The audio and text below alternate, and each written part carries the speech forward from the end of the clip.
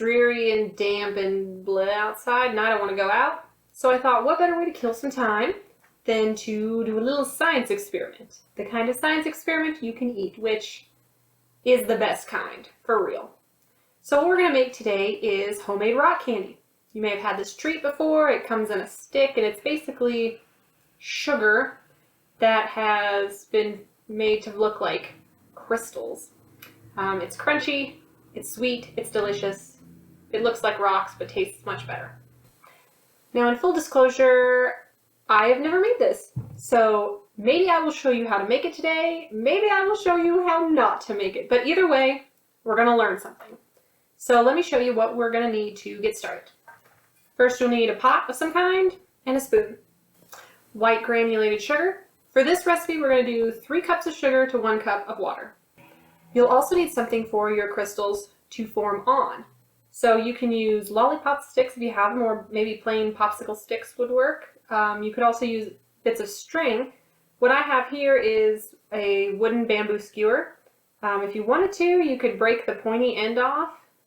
It's not very pointy though, so you could leave it on if you want to live dangerously. It's your life. Also, you'll need something for your sugar solution to sit in while your crystals form. So I have a wide mouth mason jar. So you can see compared to a regular sized jelly jar, it's much bigger. The reason you want a wide mouth one is that when we put our stick inside, we want to make sure we have a lot of space all the way around our stick, and that we're going to have a good 1.5 inches between the bottom of the stick and the jar. If you use a smaller jar, the crystals are going to form and touch the bottom and the outsides.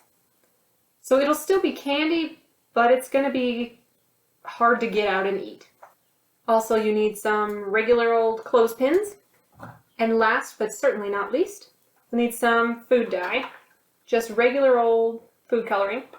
You don't necessarily need it. You could make plain white if you wanted, but why when you can be fancy?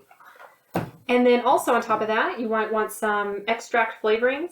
If you have the kind that's extra concentrated, that would probably work the best. I don't have that, so we're just using regular extract here.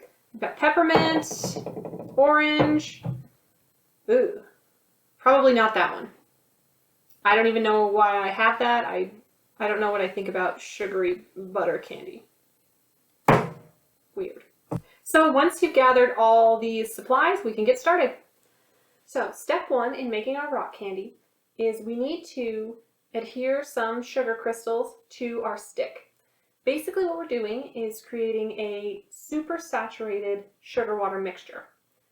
Then when we put our stick in it that has been seeded with sugar crystals, just grains of sugar, when we put that into our solution, as the solution cools and begins to evaporate over time, the sugar that's in the water will attach to the seed crystals on the stick, and that's how our rock candy forms. So what I've done is put a little bit of sugar inside a container. You could use a plate as well. And what we're going to do is take our skewer stick, dip it in the water so it gets wet, and then kind of roll it in the sugar. Did a very good job of that. There we go. So that the sugar crystals will adhere to the stick. So if you're trying it and it's not sticking very well, you might want to just let it dry and then dip it again and roll in the sugar. You want to get a good coating on there so that the sugar crystals in your solution have plenty to stick to. And be sure to let your sugar seeded sticks dry for about half an hour. If we don't let them dry enough, if we were to stick them in our solution now, say, the sugar would just slough off. And so then it would be in the bottom of the jar, and again you'd have the weird can't get at the candy problem. Side note, I am already learning things, and we have not even started making candy yet. This mason jar was made in Canada. I didn't know that's where they made mason jars, so there you go. Okay, now we're ready to start making our candy. So, first thing we'll do, 1 cup of water, put in our pot. Then we will heat this on medium heat until it starts to simmer. Right now that we've got our nice little simmery bubbles, We're going to add in our sugar, 3 cups of it, 1 cup at a time, stirring it after each one until it completely dissolves. Second cup.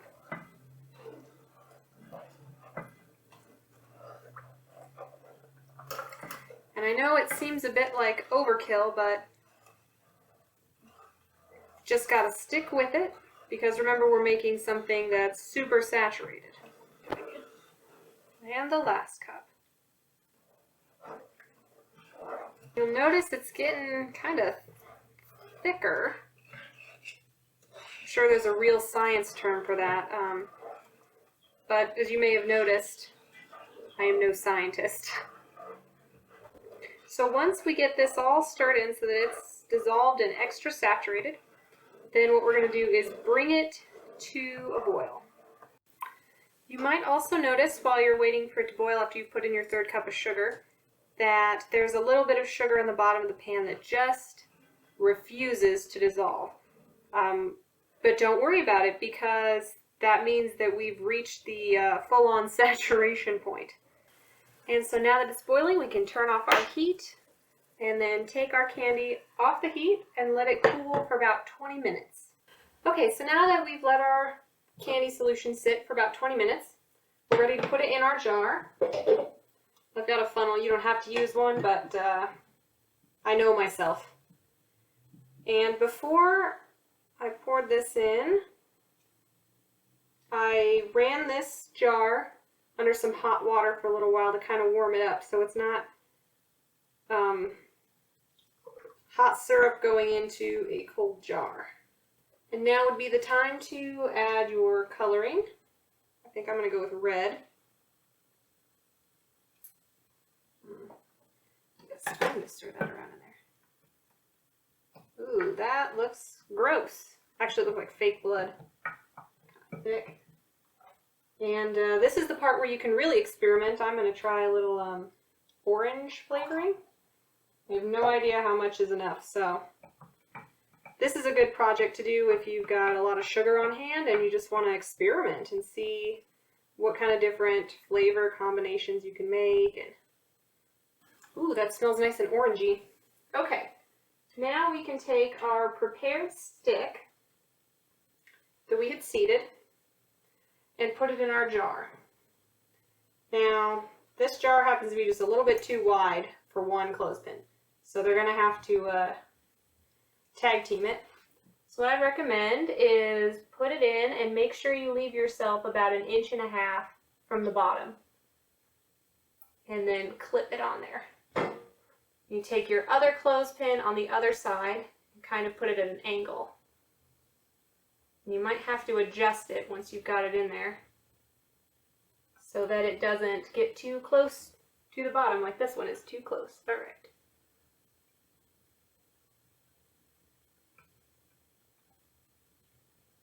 Okay, like so. So you make sure it's centered in the middle of the jar and that it's about this far from the bottom, which is about 1.5 inches. Mine might be a little closer to 2 inches, but I like to err on the side of safety, you know what I mean? And so now you just need to find a place to put this kind of out of the way, especially if you have cats, because this looks like a challenge to a cat.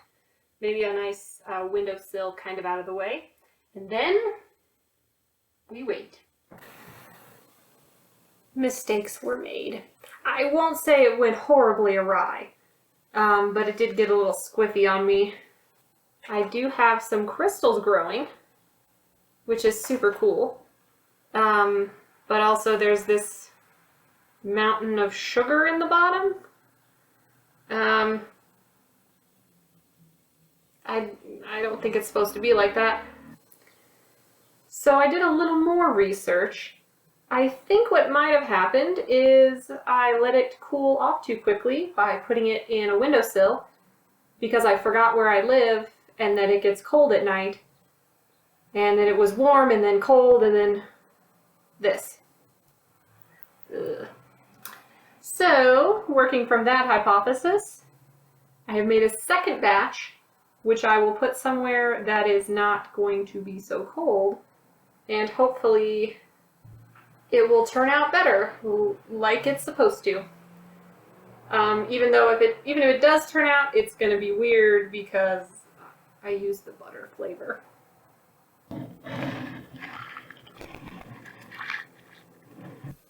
Another thing that I've learned that you might want to know before you get started is that this is not a project for the faint of heart. Today marks day 8 for our first batch, day 7 for the second batch. And as you can see, got some pretty good crystal growth in the first one. I was a little worried that this sugar mountain was going to attach and, create a sugar stalactite. You know what I mean? But it didn't. In the second one, though, got a lot of crystal, not a lot, but a little bit of crystal growth around the outside, but it kind of makes it hard to see. It's like trying to find the Loch Ness Monster in there. It's not as big as the red. I'm not sure why exactly. Maybe in the future I'll do a couple more rounds and try different temperature lowerings or different ratios of sugar, or maybe I just won't make butter flavored candy. Maybe that's the issue. So now we're ready to remove our candy from our jars. So you can just take off the clothespins, and there will be a crust of sugar on the top. I don't know if I can tip that so you can see it. No matter what you do, it's always there. I'm just going to use a butter knife and kind of just break. Ugh, makes me nervous. Like breaking ice in a puddle. Being careful not to stab your rock candy. Moment of truth. It's kind of cool, actually. Let's see how round 2 looks. Ooh, that layer is strong enough to hold this stick upright on its own.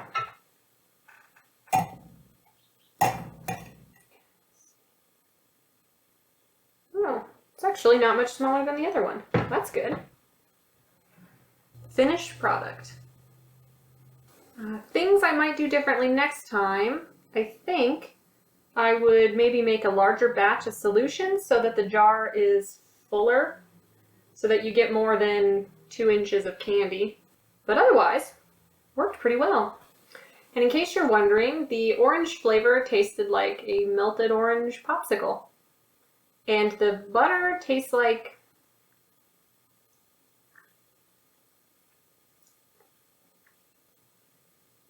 kind of like butterscotch, actually. So maybe do use the weird flavors you have laying around your house. Another side note, when you empty the jars, they're like weird little geodes inside. Well, thanks for joining me on this roller coaster adventure of making rock candy. Now you know sort of how to do it, sort of how not to do it. So you can give it a try on your own, and we'd love to hear how well it works for you or how well it doesn't work for you. Everyone needs a laugh.